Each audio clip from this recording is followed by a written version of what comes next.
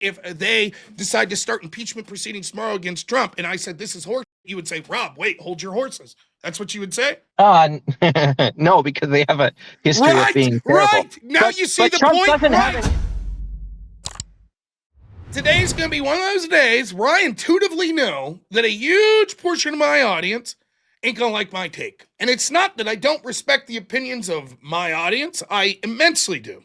But it's not weighing in on what my take is. That said, when it comes to this Venezuelan attack, I'm open to evidence being brought forth that will change my opinion on this at some point. I'm open to it. But from my core of what I've seen of American foreign policy, and what has interested me and animated me since I first started to really give a shit in maybe 2004, this fucking sucks.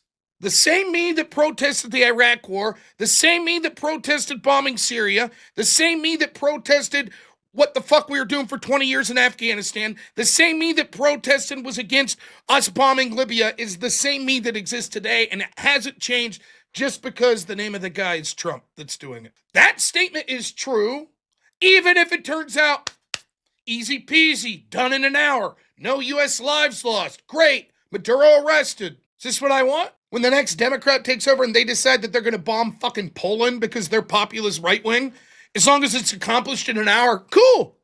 But Rob, they're cartels. But Rob, the people of Venezuela are cheering. And they cheered when Gaddafi was deposed. Name me a country that if we deposed the leader, you wouldn't have large amounts of people cheering. Name me a country that you wouldn't be able to point to the fucking leaders and say how terrible they were. Fuck, for the sake of me as an American, it would be better if the United States bombed and fucking removed Keir Starmer in the United Kingdom. Or if they would have deposed Justin fucking Trudeau or Carney in Canada than it would be for Maduro in Venezuela. Yes, I'm well aware of how this works. One, organically, particularly in countries that aren't first world countries. But it's not limited. First world countries could be the same as well. There's a lot of fucking dog shit leaders. And 90% of the population would be fucking happy if they were gone. That is not the US's role. That wasn't the role in Ukraine. I don't give a shit how unpopular Poroshenko was. I don't give a shit how unpopular Assad was. If I'm concerned about America first, how does it benefit the American citizen for us to be involved in those boondoggles? How did it benefit me and my family to have fucking Gaddafi killed? How'd that benefit them? And if the argument with Maduro is going to be, well, because they were sending drugs, I'm sorry, I'm not convinced that that's reason enough. I'm sorry. Oil? Seems more likely, doesn't it? Cartels have been killing Americans for decades. True. Cartels that have operated and had footholds all throughout the world. How many countries we about to depose the leaders of then? Hundreds? We're going into Africa, depose all the leaders there? Meanwhile, the same people, I'm sorry to talk shit on some of the people in my audience, some of the same people that are like, when are we going to do something about the plight of like affordability in the United States? When are we going to actually deport more people? Will happily continually cheer on Trump's almost singular focus of foreign policy. You see, it turns out that the people like me, the populists that were like, deport these motherfuckers, secure the border, lock up the fucking corrupt people that engaged in going after you, we've gotten very little of what we voted for. But the neocons, the Lindsey Grahams of the world, boy, oh boy, wow, they're doing tremendously. Their Christmas list has been fulfilled. Yes, I know. Here comes the old cliche argument, but Rob, we could do two things at once, and yet we never do. And yet the neocons win again and again and again and again and again and again and again. And the whole time that I'm like, since Trump's first administration, I'm like, what the fuck are we doing? What are we doing? Trust me, Rob. Trust the plan. This is good. Hyper-focused on foreign policy. Good. It's good. You'll see. It's good. We'll get what we... shucks. We didn't get it. Oh, well. I do not give a shit if the people of Venezuela are happy that Maduro's gone. On one hand, I care in this sense. I wish every person in the world could live under systems that allow them to be who they are. Unless it is a grotesque violation of what I consider to be moral, which comes from Christianity. I want the people of Venezuela to have a government that's concerned with the people of Venezuela. I want the people of Ukraine to have a government that's concerned with the people of Ukraine. I'm not particularly a fan of puppet governments. I'm not a fan of corrupt governments. And yet, I have been lied to my entire adult life about U.S. interventionism. The people that are running the show with U.S. interventionism are neither competent nor are they benevolent. They do not give a fuck about the people of Ukraine. They do not give a fuck about the people of Syria, the people of Libya, the people of Afghanistan, and yes, the people of Venezuela. And yet, in every one of those situations, they will point to as propaganda. But look how happy this group of people are in this country that we've exercised this military option. I'm well aware of how it works. Yes, and many times that is organically true. But you're lying to yourself if you don't see how the U.S. intelligence system can create propaganda to do just that. And it's amazing to me the people that will say, yes, probably the U.S. was involved in a color revolution in 2014 in Ukraine. Of course, there were people that organically didn't like the Ukrainian government, but also the funding of NGOs and Western interest and the promotion after the Maidan Revolution started of alternative voices by groups like the United States certainly had a big impact on that. But then in the same breath, they'll go, look how happy the people of Venezuela are. As if it's not the exact same playbook. Every conflict, presumably everyone in the audience at some point, has seen the United States in their lifetime be involved in a military action that they didn't like. Maybe it was under Obama. Maybe it was under Bush. Doesn't matter. I assure you that whatever argument you have now that's like, but Maduro's a bad dude. Yes, same arguments that were made then. But we're merely intervening to stop other intervening interests. Yes, same argument that was made in that conflict you didn't like. Now, I'm not saying that you have to be universal, that if you like all conflicts or you dislike all conflicts. Obviously, there are nuances, and reasonable people could say, look, here's in particular why I support this one and was against that one. But the idea, like so many of the people of Venezuela are happy. Yes, and we could do 100 other countries that if the United States would depose their leader, they would be happy. But there were other countries that were interested foreignly and that were putting pressure on those governments and were influencing those governments. Yes, that's pretty much every country in the world. You could say the word Monroe Doctrine. I don't give a fuck. Doesn't matter. Name me the country that wouldn't justify invading them and taking out their leader under the Monroe Doctrine. The United Kingdom has done more to negatively affect the United States at this point than Venezuela. It is probably at this point all but shown that intelligence assets within the United Kingdom worked with the Obama administration to try to take down Trump. Are we going to war with the United Kingdom? How about Canada? How about China? Well, we consider all sort of foreign influence in our country a hostile action, so it justifies war. But only selectively. Only selectively. Only the ones the neocons want. Only them. Genome editor seemed to be someone that disagreed with me. So, okay, genome editor, what's happening? I mostly agree with you, Rob. Okay. The only thing I was saying was that you're raging a lot over something that's not very clear. Let me pull over real quick. I started going to work. Please be safe if you're. I know I've called into shows driving, so be safe. We could yell at each other, but we want to see a fucking car I'm here. something. Yeah. No worries, Rob. I've learned to roll with your ebbs and flows of rage, and I like it sometimes. But the thing is, like, I wasn't actually dissing you. That guy said that you sounded like Brian Shapiro, and then I said no, he sounds like Dave Smith, and then I was meaning like. To be fair, Dave Smith is stupid too. But that's what you could understand me digging it when you said he's stupid too. Yeah, but I don't give a shit. That's fine. Yeah. You think I'm dumb about it. My point is though that I'm not trying to sound like someone else. I've always been a non-interventionist. This isn't something coming out of left field for me, right? And the point is, I agree with you on everything, Rob. On everything, like except except the part where you're like making all these assumptions about what's gonna happen and getting mad about it. Like I think we should maybe give it a couple days. See what happens. But let me push back. Let me play devil's advocate. You are exactly. This is the exact argument I had when I pushed back against 15 days to slow the spread. Rob, let's feel it out. Let's see what happens. And now we see the devastation that wrought from that idea. And it's like, well, This is like sort of the mantra that's like, well, when you see things that goes against sort of your worldview and that things that normally you say, yep, I'm against that, yep, I'm against that, yep, I'm against that. But when you say, now hold on, don't be against, let's wait, it's like, okay, but then it would seem prudent to do that in all aspects. And the people that suggest that, they don't live by that advice. As soon as I will guarantee that if this was Joe Biden, I will guarantee that probably you yourself would be like, fuck this. And many, if not many of the people in my audience that hate Joe Biden would have been.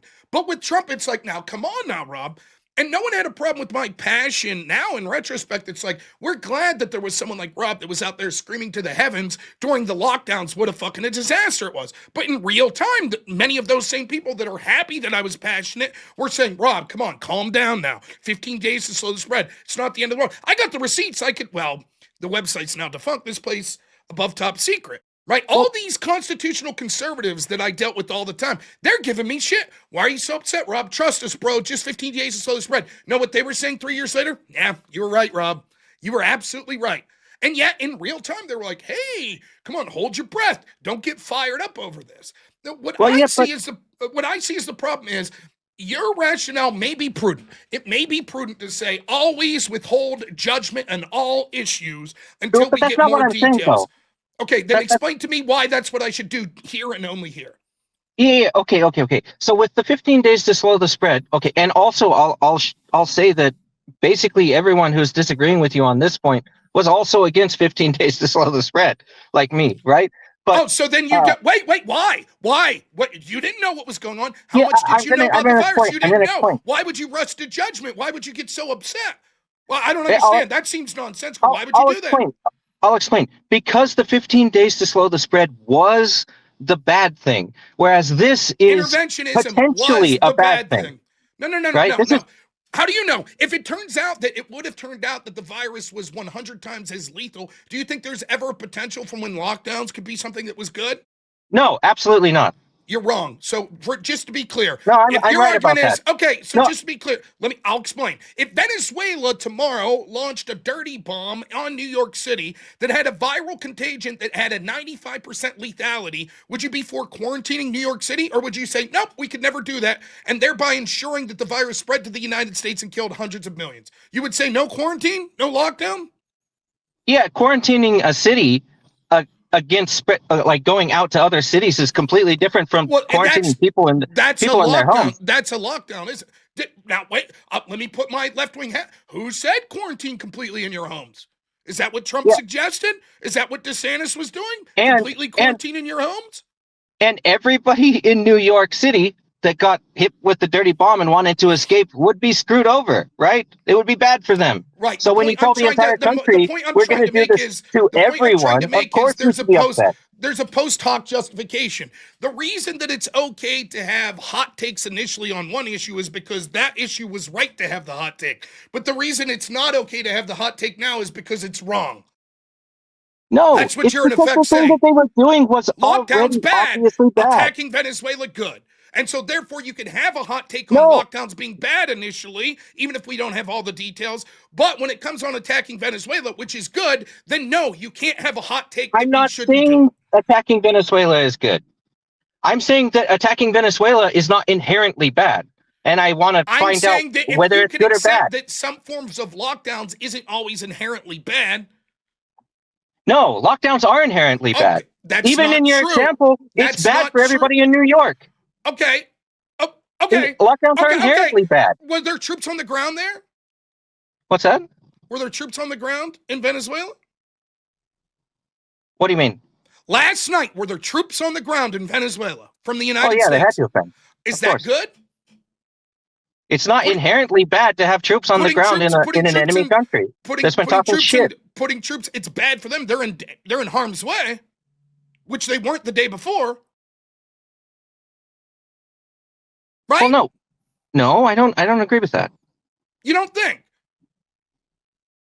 No, I don't. I don't think they're more at risk. That troops are more at risk with boots on the ground in Venezuela than not boots on. So, for example, if they were at a U.S. base in Texas, equal harm and risk to them as if they're invading Venezuela. Equal risk? No. Okay, my position is that a defensive military is the only legitimate purpose of the government. Period. Okay, how I'm So- not going to get into. I don't have the details to go into this, but So if you say if there defensive is- if your argument is defensive is we justify being defensive anytime that we invade any country because we say that country was negatively affecting us in some way, therefore it's always defensive, then I suppose you could make that argument. I don't look at it that way. Can you name me a conflict in which the United States, any country in the world today, can you name me anyone, one country that we couldn't say, make a call for, well, actually, this was defensive? Because they affect our country in some way in a negative capacity. Can you name me one country that wouldn't be the case? Well, of course not. So therefore, why even use the term defensive, right? If literally we could justify the invasion of any country in the world as defensive, then the term defensive seems to lose the context there. Okay, if I said an offensive military, would it change the meaning of what I said? Well, it would. Then there must be something different. Well, no, it would. We can argue about whether or not it's defensive. It would change the meaning in that because it seems that the reason that you said defensive was because the implication is you're not suggesting that we be an empire. You're not suggesting that we go out through greed. That the justified use of government is to protect us, right? Not to enrich us, but to protect us. That's why I use the word defensive. Not exactly, but yeah, from foreign threats at least, yeah. So that's why you use the word defensive. Otherwise, you wouldn't have added, right, that word. You wouldn't have added the descriptor of defensive. You used it for a reason. And if I'm like, yes, but if all interventions could be called defensive, then it's not really just defensive. It doesn't matter. I agree. And we can. The point is, in every conflict, we can always argue about that. But at least we'd be arguing about that instead of. The point is, can you name me an interventionist policy? Or is it your claim that in, let's say, Libya, Syria, Afghanistan, Iraq, we go back further if you want. Every single one of them, you said, I don't have an opinion. I don't have an opinion. I have to wait for details. That's what you've done in all of those? Vietnam, I don't have an opinion. Right? That's your take, correct? We won't know for a long time whether or not this was the right or the wrong action. We can't have hot takes. So this came out of nowhere. So that's why I'm saying, like, I'm not sure. I'm not sure. I'm just saying I don't know. So I'm not enraged about it and I'm not elated about it, right? That's fine. And if you want to be someone that says, I have to wait until years down the road or some arbitrary length of time before you can make a decision, that's fine. No problem. And I hope that you start a show and people tune in and are like, it's great. I like listening to a guy that says, I have no opinions on anything until years later. That's perfectly fine. When we lose the midterms, when Somalians aren't deported, right? When all of this shit happens, when all of that shit happens, and we say, well, thank goodness someone like Genome Editor said, now wait. Let's not make judgments. Let's not. But that's not what I said. How long should we wait before we start to make judgments? Give me when would be a sufficient amount of time? Go ahead. I would just say that I'm waiting until I see enough information for me to make a decision one way or the other. Right? Okay. Right now, I don't have enough. Like? What would the information one way or another? What would that look like? Give me some examples of what that would look like. Like if we figure out what the purpose of this was in more detail, or what do you think like the purpose the plan was? is? What have we been told what the purpose was? Stop drugs and let's assume and that the that's immigration true. stuff. So let's assume that we're not saying perhaps I'll withhold judgment because Trump is lying to me. Okay, let's assume that Trump's telling the truth. Okay, worth it? Yeah, if Trump's telling the truth, I'm actually not opposed to this. Okay, I'm not necessarily for it. So should we bomb every country that has drugs coming into the United States? I mean, if we're bombing them every single day anyway, which we are with the drug boats from there, right? And having to do these big military things where we're taking their oil tankers, et cetera, et cetera. I would rather save the money and skip ahead. We should bomb them if we're already bombing them. That's your argument. Well, no, not necessarily bomb them, but like kidnap their leader and take over the country. Yeah, maybe. I don't know. Should we take over Mexico? How about Mexico? Undoubtedly, more drugs come in through Mexico than Venezuela. Should we take over their leader? Yeah, but I don't think that the net cost would be on the same playing field, right? I mean, I just think that, like, I think that it's a clever sleight of hand to be like, well, the things that we have hot takes on, it's okay because I'm right on the hot takes. And the things we have hot takes on that I'm not sure, then I say everyone's wrong to have a hot take. Now, you could say, no. I'm telling you that's what you're doing, right? And we could do any number. Like, for example, is there a possibility? I like your hot takes. Let's do this real quick. We've already done, okay, we've go already ahead. done this in chat. You ready? Is there a hypothetical situation where Democrats should aggressively prosecute Donald Trump that he committed some sort of crime? Oh, yeah, I already said yeah to that.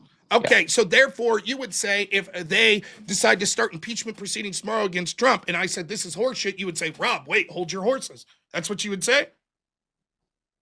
No, because they have a history of being terrible. Right. Now you see the Trump point. Trump doesn't have a history of interventionism. Of course. So, like, why jump to that conclusion? Wait, Trump doesn't, did he bomb Syria?